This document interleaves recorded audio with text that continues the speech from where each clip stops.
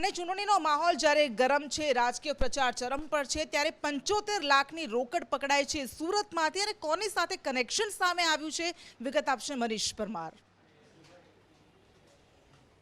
जी बिल्कुल जिज्ञासा बात करिए तो गत रोज जदाखाड़ी विस्तार में कहवाय के चूंटणी पंच ने 75 लाख जेटली रकम मળી આવી હતી। ત્યારબાદ એક બાદ મોટા ખુલાસા થઈ રહ્યા છે। જે રીતના ઇનોવા કાર મહારાષ્ટ્ર કારની પાર્સિંગની કાર હતી, તેમાં 75 લાખ રૂપિયા મળી આવ્યા હતા અને સમગ્ર મામલે તપાસ હાથ ધરવામાં આવી ત્યારે બે આરોપીને પકડવામાં આવ્યા હતા। તેમાંથી એક ઉદય ગુર્જર કરીને હતો, એ કોંગ્રેસના નજીકનો ગણવામાં આવે છે। તેના ફોટા પણ કોંગ્રેસના દિગ્ગજ નેતા સાથે જોવા મળ્યા હતા। ત્યારબાદ કહેવાય કે જે બીએમ સંદીપ છે તેનું કનેક્શન ખુલ્યું હતું। બીએમ સંદીપના સીસીટીવી સામે આવ્યા છે। સીસીટીવીમાં સ્પષ્ટ દેખાઈ રહ્યું છે કઈ રીતના તે કહેવાય કે ચૂંટણી પંચની નજરથી અને તેમાંથી છુટકારો મેળવે છે અને ત્યારબાદ ભાગે છે। આ સીસીટીવીમાં સ્પષ્ટ દેખાઈ રહ્યું છે કે બીએમ સંદીપ છે તે ભાગી રહ્યો છે। એટલે કહેવાય કે 75 લાખ રૂપિયા છે તે ક્યાંક ને ક્યાંક કોંગ્રેસના કનેક્શનમાં મળી આવતા હોય છે। બીજી બાજુ વાત કરીએ તો આ મામલે કોંગ્રેસના પ્રવક્તા નૈશદ દેસાઈને પૂછવામાં આવ્યું તો નૈશદ દેસાઈએ જણાવ્યું હતું કે આ 75 લાખ રૂપિયા તેમના નથી। ઈડી તપાસ જે કહેવાય કે ઇન્કમટેક્સે તપાસ કરવી જોઈએ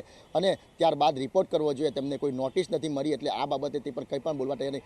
પણ ખરેખર જે રીતના કહેવાય કે જે ઇનોવા કારમાંથી જે બીએમ સંદીપનું એક કહેવાય કે ડોક્યુમેન્ટ મળી આવ્યા હતા, સાથે જ ચૂંટણી પંચને કહેવાય કે એમનું જે આધાર કાર્ડ મળી આવ્યું હતું, ક્યાંક ને ક્યાંક બીએમ સંદીપની આ જે રૂપિયાની લેતી દેતીમાં સંડોવણી દેખાઈ રહી છે। પણ કોંગ્રેસ આ બાબતે નકારી રહી છે અને આક્ષેપો કરી રહી છે કે આ ભાજપનું કાવતરું છે અને ભાજપ ચૂંટણીમાં હથિયાર બનાવી રહી છે, પોલીસને હથિયાર બનાવી રહી છે અને તેમને એક બાદ એક તેમના જે હથકંડા છે તે અપનાવી રહી છે। પણ આખરેમાં જે તપાસ કરવામાં આવી છે ત્યારે બીએમ સંદીપના રૂપિયા હોય તેવું પ્રાથમિક તપાસમાં જાણવા મળ્યું છે। પણ હાલ સમગ્ર મામલે આ ઇન્કમટેક્સ તપાસ કરી રહી છે કે ખરેખર રૂપિયા કોના હતા, ક્યાંથી હતા અને કેવી રીતના આવ્યા હતા। આ બીએમ સંદીપની શું સંડોવણી હતી, જ્યારથી રૂપિયા મળી આવ્યા છે ત્યારથી આ જે બીએમ સંદીપ છે તે સંપર્ક વિહોણા થઈ ગયા છે અને કોઈ પણ રીતના સંપર્ક નથી કરી શકાતું। એટલે બીજી બાજુ વાત કરીએ તો આજે બીએમ સંદીપની જે બીએમ સંદીપ સામે આવશે ત્યારે જ સમગ્ર હકીકત બહાર આવશે। જી जिज्ञासा। જી મનીષ, આભાર આપનો તમામ વિગત માટે। અને આ મામલે કોંગ્રેસના નૈશદ દેસાઈએ પ્રતિક્રિયા આપી છે, શું કહ્યું તેમણે સાંભળીએ। આ સ્પષ્ટ છે કે સીસીટીવીમાં માન્ય સંદીપજીનો ચહેરો સ્પષ્ટ થતો નથી। એ જ્યારે આ સીસીટીવી બતાવો છો એમનું ચાલતું, એ સીસીટીવીમાં એરિયા વિસ્તાર જગ્યા પોલીસ ગાડી કશું સ્પોટ થતું નથી। એટલે આ એક બહુ સમજીને કાવતરું છે। આ आधार कार्ड मात्र थी આપણે એને પુરાવાનો ભાગ ન માની શકીએ। देखिए, जिस प्रकार से पैसों की हेरा फेरी आपने अभी कांग्रेस के विषय में सूरत में कहा, जो अभी न्यूज चैनल्स में चल रहा है, उसकी जांच भी हो रही है और मैं बिल्कुल स्पष्ट रूप से कह सकता हूं कि जांच करने के पश्चात जो सत्य है सामने आएगा। इसमें कोई दो मत नहीं है कि जहां तक कांग्रेस पार्टी का सवाल है वो भ्रष्टाचार में आकंठ डूबी हुई है और इसी कारण से इस प्रकार के लेन देन में वो व्यस्त है और वो जानती है कि बुरी तरह से वो हारने वाली है। तो कहीं ना कहीं एक फ्रस्ट्रेशन होता है, ये पैसे का लेन देन, पैसा पकड़ा जाना, ये एक फ्रस्ट्रेशन भी होता है। देश में तो आतंकवादियों का फोटो गृह मंत्री के साथ होता है, इसका क्या मतलब है? कांग्रेस पार्टी की बात आप कर रहे हैं, यहाँ तो आतंकवादियों का अभी जो कश्मीर के आतंकवादी का जो है फोटो गृह मंत्री जी के साथ रहा, पाया गया, उनके अंदर मीटिंग में पाया गया। लेकिन हमने तो कभी ऐसी बात नहीं की। जांच होनी चाहिए, सरकार है, जांच करेगी उसकी। અને વાર પલટવાર થમતા નથી। પહેલા કેજરીવાલે વિડીયો બનાવ્યો અને હવે કોંગ્રેસ પ્રભારી રઘુ શર્માએ કેજરીવાલને ચેલેન્જ આપી છે। આ ઉપરાંત કેટલાક આરોપ પણ લગાવ્યા છે, શું કહ્યું તેમણે સાંભળીએ। હું રઘુ શર્મા, પ્રભારી કોંગ્રેસ પાર્ટી ગુજરાત, અરવિંદ કેજરીવાલને ચેલેન્જ આપું છું કે તમારી પાર્ટી की गुजरात में एक पण सीट नहीं आवे। તમે બીજેપી की बी टीम છો। ભારતીય જનતા પાર્ટી પોતાના તમામ જૂના રેકોર્ડ્સ તોડવાનો દાવો કરી રહી છે। બેઠકોનો ધમધમાટ પણ ચાલુ છે। ભુજમાં ભાજપ પ્રદેશ અધ્યક્ષ CR પાટીલે બેઠક કરી હતી। તેમણે શું કહ્યું આ બેઠકને લઈને? ગુજરાતમાં આદરણીય પ્રધાનમંત્રી જે નરેન્દ્ર મોદી સાહેબે કહ્યું છે કે આ વખતે ભારતીય જનતા પાર્ટી એ રેકોર્ડ કરશે। એમણે એવું પણ કહ્યું છે કે આ ઇલેક્શન ગુજરાતના સૌ મતદાર ભાઈ બહેનો ભારતીય જનતા પાર્ટી માટે લડી રહ્યા છે અને એના કારણે એક રેકોર્ડ બનશે, જે રેકોર્ડ કદાચ ક્યારેય કોઈને તોડી શકે એવો રેકોર્ડ બનાવવા માટેનો આ પ્રયત્ન છે અને ચોક્કસ મોદી સાહેબના આહ્વાનને ભારતીય જનતા પાર્ટીના કાર્યકર્તાઓએ સ્વીકાર્યું છે અને એમને સાચું પાડશે. બેનકાબ ચહેરે હે દાગ બડે ગહેરે હે અને આવું જ કંઈક સામે આવ્યું છે એડીઆરના રિપોર્ટમાં. નજર મેં બસતી બસ સત્તા વ કુર્સી હે, તર્કશ મેં સંભાલે ખૂની દાવ હોતે હે. કેટલાક અપરાધી છે રાજનીતિમાં અને કેટલા રેકોર્ડ સામે આવ્યા છે એડીઆરના રિપોર્ટમાં. વિગત આપશે હિરેન રાવલ. જો એડીઆર નામની સંસ્થા છે, દર વખતે આ પ્રકારે વિધાનસભા લોકસભાની ચૂંટણીઓમાં ઉમેદવારો જાહેર થાય અને તેમના નામાંકન પત્ર ભરાયા બાદ એક રિપોર્ટ બહાર પડતો હોય છે, જેની અંદર તેમના સામે કેટલા ગુના છે, તેમની કેટલી સંપત્તિ છે, આ તમામ પ્રકારનો એક સર્વે છે તે એફિડેવિટના આધારે બહાર પડતો હોય છે. એમાં અત્યારે જે સર્વે પ્રથમ તબક્કાના જે ઉમેદવારો છે તેમના માટેનો છે, એ અંતર્ગત જે માહિતી એમના એફિડેવિટમાંથી લઈ અને બહાર પાડવામાં આવી છે. પહેલા તબક્કાની 89 બેઠકો પર કુલ 788 ઉમેદવારો અત્યારે હાલ જે મેદાનમાં છે એમાંથી 167 ઉમેદવારો એવા છે કે જેના પર ગંભીર પ્રકારના ગુનાઓ છે. 100 નેતાઓ છે, એમની સામે અન્ય કેટલાક ગુના પણ નોંધાયેલા છે. 2017માં આવા 137 નેતાઓ હતા કે ઉમેદવારો હતા જેની સામે ગંભીર પ્રકારના ગુનાઓ હતા. ટકાવારીની દ્રષ્ટિએ જોઈએ તો સૌથી વધુ આમ આદમી પાર્ટીમાં 88 ઉમેદવારોમાંથી 32 ઉમેદવારો સામે ગુના નોંધાયેલા છે, એટલે કે 36% ઉમેદવારો આ પ્રકારના ગુનાવાળા છે. કોંગ્રેસમાં 89 ઉમેદવારોમાંથી 31 ઉમેદવારો એટલે કે 35% ઉમેદવારો આ પ્રકારનો ગુનાહિત ઇતિહાસ ધરાવે છે. ભારતીય જનતા પાર્ટીના 89માંથી 14 ઉમેદવારો એટલે કે 16% ઉમેદવારો એવા છે કે જેનો ગુનાહિત ઇતિહાસ છે, એ પ્રકારનો દાવો એડીઆર દ્વારા કરવામાં આવ્યો છે. બીટીપીના 14 ઉમેદવારો છે, એમાંથી 4 ઉમેદવાર એટલે કે 29% ઉમેદવારો તેમના આ પ્રકારે ગુનાહિત ઇતિહાસવાળા છે. શિક્ષણની દ્રષ્ટિએ જોઈએ તો શિક્ષણમાં પણ 788માંથી 492 એટલે કે 62% ઉમેદવારો એવા છે કે માત્ર 5 થી 7 ધોરણ સુધી એટલે કે પ્રાથમિક શિક્ષણ મેળવેલા છે. એવા 62% ઉમેદવારો અત્યારે હાલ ચૂંટણી મેદાનમાં છે. એ જ પ્રકારે 23% એટલે કે 185 ઉમેદવારો એવા છે કે જે ગ્રેજ્યુએશન થયેલા છે. 53 ઉમેદવારોને લખતા વાંચતા માત્ર આવડે છે, જ્યારે 37 ઉમેદવારો એવા છે 788માંથી જેમને લખતા વાંચતા નથી આવડતું, નિરક્ષર છે એટલે કે અભણ છે એક પ્રકારે, એવું પણ એની અંદર કહી શકાય છે. સાથે ઉંમરના આધારે જે સર્વે અમને એક આંકડો બહાર કાઢવામાં આવ્યો છે, આંકડા આધારે 35% ઉમેદવારો 20 થી 40 વર્ષની ઉંમરના છે.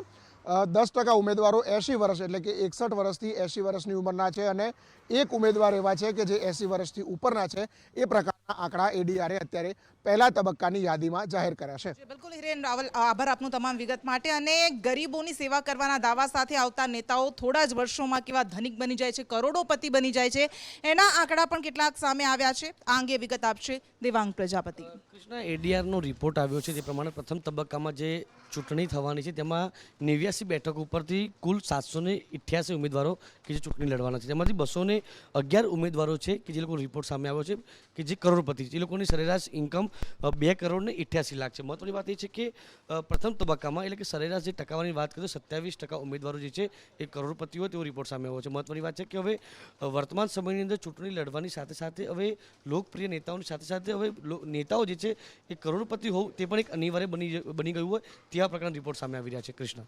જી બિલકુલ દેવાંગ, આભાર આપનો તમામ વિગત માટે. અને મોરબી બ્રિજ દુર્ઘટનાને લઈને આ પહેલા પણ હાઈકોર્ટે લતાડ લગાવી હતી અને હવે વળતરને લઈને કહ્યું છે કે 10 લાખ રૂપિયા તમામ મૃતકોના પરિવારજનોને આપવા જોઈએ, પીડિતોને આપવા જોઈએ.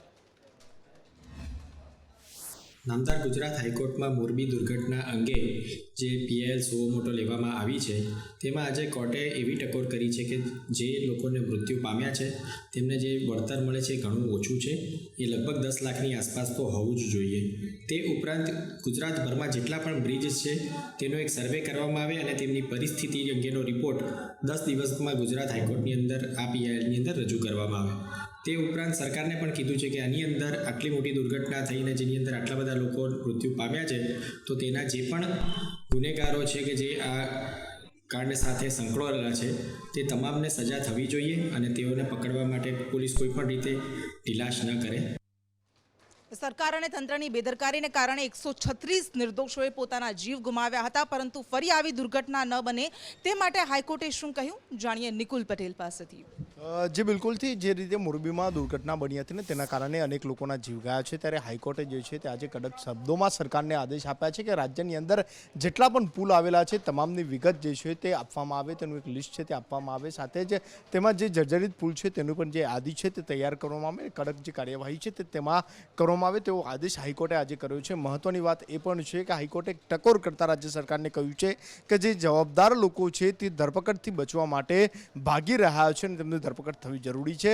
મહત્વની વાત છે કે જેટલા લોકોની ધરપકડ થઈ છે તમામના જામીન નામંજૂર કરી દેવામાં આવ્યા છે. હાલ પણ તેઓ જે છે તે કસ્ટડીની અંદર રાખવામાં આવ્યા છે અને જે તપાસ છે તે ચાલી રહી છે. મોરબી દુર્ઘટનાની અંદર અનેક લોકોના જીવ ગયા હતા અને આ ઘટનાના પડઘા સમગ્ર ભારતની અંદર જે છે તે પડ્યા હતા. ન માત્ર ગુજરાત પરંતુ સમગ્ર દેશ એ દિવસે રડ્યો હતો આ દુર્ઘટનાને લઈને અને તમામ લોકો એક જ વાત કહી રહ્યા હતા કે જે દોષિતો છે તેમને સજા મળવી જ જોઈએ અને તેઓ જે છે તે પકડાવા જોઈએ. પરંતુ આજે હાઈકોર્ટે પણ ટકોર કરતા કહ્યું છે કે જે ખરેખર દોષિતો છે તે આજે ધરપકડથી ભાગી રહ્યા છે.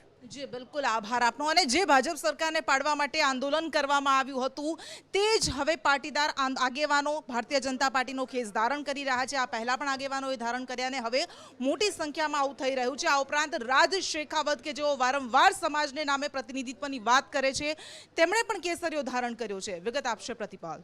હજી ચોક્કસ કૃષ્ણા, વિધાનસભાના ઇલેક્શન હવે ખૂબ જ નજીક આવી ગયા છે, ગણતરીના દિવસો જ બાકી રહી ગયા છે. ત્યારે ભારતીય જનતા પાર્ટીમાં કોંગ્રેસ હોય, આમ આદમી પાર્ટી હોય કે બીજા જે સ્થાનિક સમાજના જે આગેવાનો હોય તે પણ જોડી રહ્યા છે. પાટીદાર સમાજ જે ખૂબ જ પ્રભુત્વ ધરાવતો સમાજ છે ગુજરાતમાં અને ખૂબ જ અલગ અલગ જે 50થી વધુ બેઠકો છે તેઓની પર તેઓનું પ્રભુત્વ છે. ખાસ કરીને 2017માં જેઓના દ્વારા પાટીદાર અનામત આંદોલન કરવામાં આવ્યું હતું તેવા પાટીદાર સમાજના જે નેતાઓ છે તેમાં હાર્દિક પટેલ તો અત્યારે ભારતીય જનતા પાર્ટીમાં જોડાઈ ગયા છે, સાથે વરુણ પટેલ પણ જોડાઈ ગયા છે, રેશમા પટેલ પણ અગાઉ જોડાયા હતા પરંતુ અત્યારે હાલમાં તેઓ આમ આદમી પાર્ટીમાં જોડાઈ ગયા છે. પરંતુ અત્યારે પાસના એટલે કે પાટીદાર અનામત આંદોલન સમિતિના 1000થી વધારે જે નેતાઓ હતા, કન્વીનરો હતા તેઓ પણ ભારતીય જનતા પાર્ટીમાં જોડાઈ ગયા છે. તેઓના દ્વારા પણ કેસરી અત્યારે હાલમાં કરવામાં આવે છે. બીજી તરફ ક્ષત્રિય રાજપૂત સમાજની વાત કરવામાં આવે કે કરણી સેના જે છે, કરણી સેનાના રાજ શેખાવત સહિત પણ અલગ અલગ જે દિગ્ગજો હતા તેઓના કાર્યકરો હતા તેઓ પણ અત્યારે હાલમાં ભારતીય જનતા પાર્ટીમાં જોડાઈ ગયા છે. કૃષ્ણા, પ્રથમવાર નથી 2017માં હોય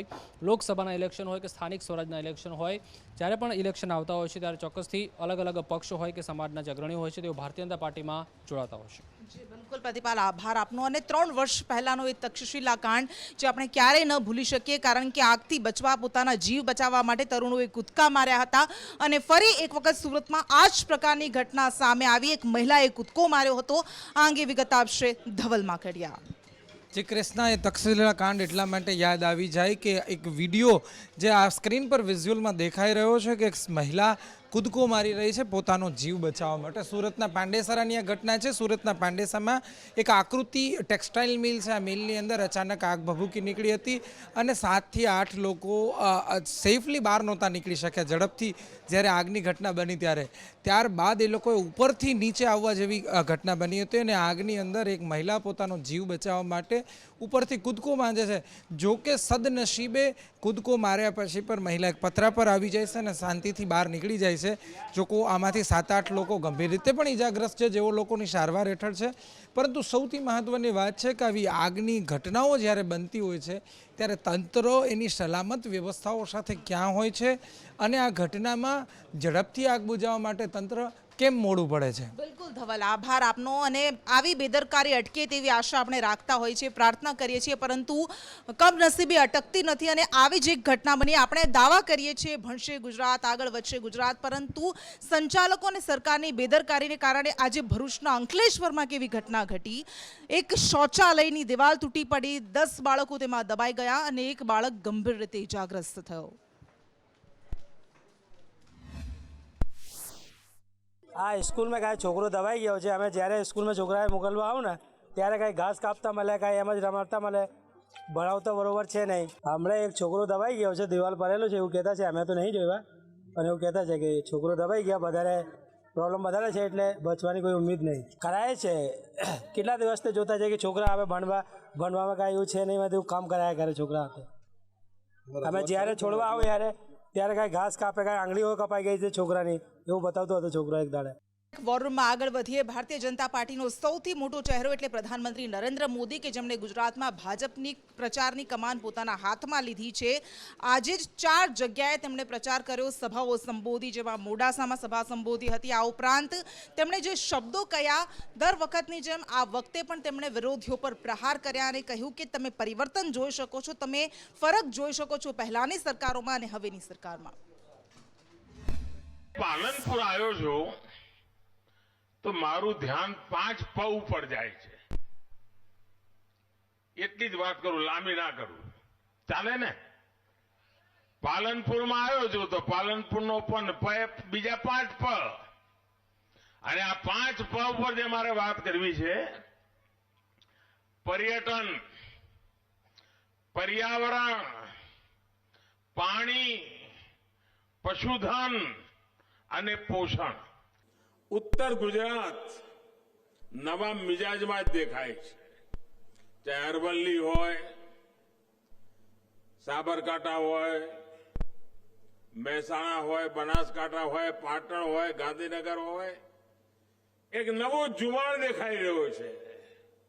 અને હું જ્યાં ગયો છું ત્યાં એમ જ લાગે કે ભાઈ આ વખતે ઉત્તર ગુજરાત 100% કમળ. અને હું જોઈ રહ્યો છું, દેગામ હોય કે કલોલ હોય, આજે દેગામ અને કલોલના ગર્ભમાં ભાવિ મહાનગરો આકાર લઈ રહ્યા છે. આ બધા ક્ષેત્રમાં પટ્ટો વિકાસ પામે. ખેતીનું પણ કામ હશે તો વેલ્યુ એડિશન હશે. એમને નહીં માર ખેતરમાંથી પાકવાનું કોઈ લઈ ગયું નહીં. કપાસમાં પાકતો હશે તો ફેશનેબલ ડિઝાઇન થયેલા કપડા વેચાય ને ત્યાં સુધી એની ડિઝાઇન બનશે. અમદાવાદની નિકટનો આખો આ પંથક વર્ષો સુધી એની ઓળખ એક ઠેઠ ગામડાની ઓળખ, એનું જીવન એવું જ રહ્યું. પરંતુ એક એવો દસકો આવ્યો ગયો કે જેણે આ આખા જિલ્લાની શકલ સુરત બદલી નાખી છે. અને હવે આ જિલ્લો ખૂબ તેજીથી શહેરીકરણ તરફ ભરી રહ્યો છે. ખૂબ તેજીથી ઉદ્યોગ ધંધાનું કેન્દ્ર બની રહ્યો છે. તો આ તરફ ચૂંટણી માહોલ ગરમાયેલો છે, ચૂંટણી પ્રચારમાં તેજી છે, તો આ તરફ શેર બજારમાં પણ તેજી છે. વિગત આપશે મયુર સરવૈયા. બિલકુલ, વૈશ્વિક જે શેર બજાર કહેવાય તેમાં છેલ્લા 8 દિવસથી તેજી જોવા મળી રહી છે. ત્યારબાદ ભારતીય શેર બજારોની જો વાત કરવામાં આવે તો ભારતીય શેર બજારમાં મંગળ અને બુધ, આજે ગુરુવાર છે, સતત ત્રીજા દિવસે પણ તેજી જે કહી શકાય તે જોવા મળી હતી. ઉલ્લેખનીય છે કે ભારતીય શેર બજારની અંદર જે પહેલો અને બીજો જે સેશન કહેવાય તેમની અંદર અચાનક જે છે તે ઉછાળો જોવા મળ્યો હતો. એટલે કે છેલ્લા 3 દિવસથી ભારતીય શેર બજારની અંદર વૈશ્વિક તેજી કહી શકાય. તેમના કારણે શેર રોકાણકારો છે તેમાં પણ ખુશીનો માહોલ છે. કારણ કે શેર બજારની અંદર જ્યારથી તેજીની વાત કરવામાં આવે તો વૈશ્વિક બજારમાં ચાલી રહેલી તેજી અને સ્થાનિક રોકાણકારો આજે ખરીદી કરવા પ્રોત્સાહિત કર્યા છે. જ્યારે ઉલ્લેખનીય છે કે હકારાત્મક સેન્ટિમેન્ટ જળવાઈ રહ્યું છે. અને આજે શેર બજારની જો વાત કરવામાં આવે તો સેન્સેક્સ જે છે તે 62,000થી પણ ઉપરમાં ભાવમાં બંધ થયું હતું. એટલે ઉલ્લેખનીય છે કે ગઈકાલે 61,900 જેટલું હતું, જ્યારે આજે 62,227માં સેન્સેક્સ જે છે તે શેર બજારના ઉછાળાની સાથે બંધ થયું હતું. જી બિલકુલ, આભાર આપનો. સ્વરા ભાસ્કર, કંગના રનૌત, સતત વિવાદમાં સપડાતી અભિનેત્રીઓની યાદીમાં વધુ એક નામ ઉમેરાઈ ગયું છે અને આ નામ એટલે રીચા ચઢ્ઢા. શા માટે વિવાદ થયો, જાણીએ અજય યાદવ પાસેથી. देखिए, निश्चित तौर पे पाकिस्तान की तरफ से सीज फायर का वायलेशन किया गया था, उसको लेकर के भारतीय सेना की उत्तरी कमांड की तरफ से एक स्टेटमेंट दिया गया था जिसमें यह कहा गया था कि अगर भारत सरकार की तरफ से कोई निर्देश मिलता है तो हम 24 घंटे के भीतर पाकिस्तान ऑक्युपाइड कश्मीर को अपने कब्जे में ले सकते हैं और पाकिस्तान सीज फायर का वायलेशन करने की कोशिश न करे। और एक तरह से चेतावनी के लहजे में ये स्टेटमेंट दिया गया था जिसमें उत्तरी कमांड के जो लेफ्टिनेंट जनरल हैं उपेंद्र द्विवेदी, उनकी तरफ से ये स्टेटमेंट दिया गया था। और खास करके सीज फायर के वायलेशन के बाद दिया गया था। रक्षा मंत्री राजनाथ सिंह भी इसी तरह का पहले स्टेटमेंट दे चुके थे, उसी के हवाले से ये बातचीत की गई थी।